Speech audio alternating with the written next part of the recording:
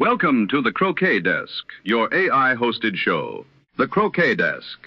MacRobertson Shield, Day 1 at Hurlingham and Roehampton, and the 2026 edition is underway. England, who won the Shield in 2022, beating Australia 13-7 along the way, opened their defense against that same Australian side in the doubles at Roehampton. Simultaneously, USA faced New Zealand in doubles at Hurlingham. Round 2 at Sussex County from the 30th pairs Round 1 winners against Round 1 losers. Beyond that, the exact advancement rules for Round 3 at Surbiton haven't been published, so we won't pretend otherwise. What we do know is that everything decided this week shapes what follows, and England will want to impose themselves on Australia from the off. Cordelia has been watching the draw and knows both sides rather better than most. Cordelia, how does it look coming in? On paper, England, holders, top seeds, and on home lawns. But the Shield has never been won on paper, and the other three sides have crossed the world intending to prove it. Right. The first day's play is in, and England lead Australia 4-2. Avery and Burch beat Hill and Bassett twice. Fulford and Good beat McCormick and Berryman twice. But Forster and Pearce took both matches against Death and Patel for Australia. The margins tell the story almost as clearly as the scoreboard. Fulford and Good won their first match 26-5, and Avery and Burch put triple peels on the board in both of theirs. Forster and Pearce are the one Australian pairing that gave England anything to think about. 22-26 in the first match against Death and Patel. Then 26-0 in the second. The first match was close enough. The second was not. Whatever Death and Patel tried to put in their way in the evening, Forster and Pearce simply dismantled it. A 26-0 is a very complete answer. Over at Hurlingham, New Zealand, lead the USA series 4-3. Essick and Watson won both their matches against Bryant and McCorkindale. But Westerby and Webby took both against Morgan and Rothman.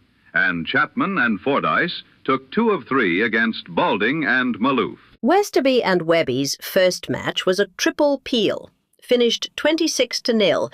That's a dominant performance. Then Balding and Maloof came back to win their second match with a triple peel of their own, before Chapman and Fordyce closed it out for New Zealand. Play continues at Hurlingham and Roehampton through the 28th. England look composed, but Australia and the USA will both want to show something before this round is out. Right. Where do things stand after Day 1's matches across both venues? England lead Australia in their test. New Zealand lead the USA series 4-3. Both tests still running, with play at Hurlingham and Roehampton continuing through the 28th. The England-Australia test is the one to watch for the overall picture. If England close it out ahead of Round 2, Australia go into Sussex County on the back foot. And the USA-New Zealand test is tight enough that either side could take it. One match in it. The split within that series is interesting. Essick and Watson have won both their matches against Bryant and McCorkindale, but Westerby and Webby have answered every time against Morgan and Rothman. Chapman and Fordyce taking 2 of their 3 against Balding and Maloof is what keeps New Zealand's nose in front. Neither test is settled. England's is the more one-sided on the board, but there are matches still to play in both, and Round 1 winners face Round 1 losers at Sussex County from the 30th. Now the match that defines Day 1 in the England-Australia test. Forster and Pearce against Death and Patel, twice. The Australians took both, and the second was 26-0, a shutout against an England pairing of real pedigree. That's a stark number to put on the board on Day 1. It is. Death is the reigning European champion. Patel has been at this level for years, and Forster and Pearce gave them nothing in that second match. Nothing. Fulford and Good answered, though, 2 wins, and one of them included a triple peel. Fulford going for a triple peel in a MacRobertson match on Day 1. That's the response you want. 7 Shield titles, and he's still pressing. England's test alive, then. But Forster and Pearce have made their case.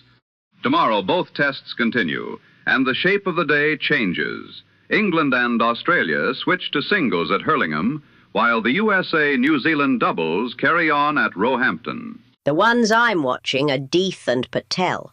The singles give each of them a chance to answer, because as a pair they have nothing on the board against Forster and Pierce. 2 matches, 2 losses. The second of them a shutout. That's a significant hole to climb out of. Avery and Burch have won both their matches against Hill and Bassett. Fulford and Good likewise against McCormick. So England's position in the test isn't dire. But Death and Patel need a result. And across at the USA-New Zealand series, Chapman and Fordyce against Balding and Maloof has gone both ways. 2 matches for New Zealand, 1 for the Americans. And that contest isn't done. New Zealand lead the series, but not comfortably.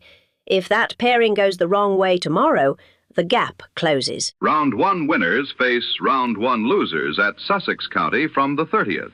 So what happens over the next few days shapes everything that follows. And that brings us to the close of play.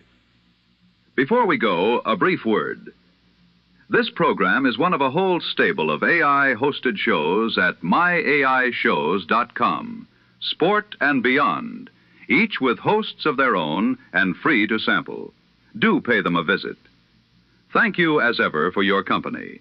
Do tell your friends, subscribe if you'd be so kind, and may your hoops run ever in your favor. Good evening.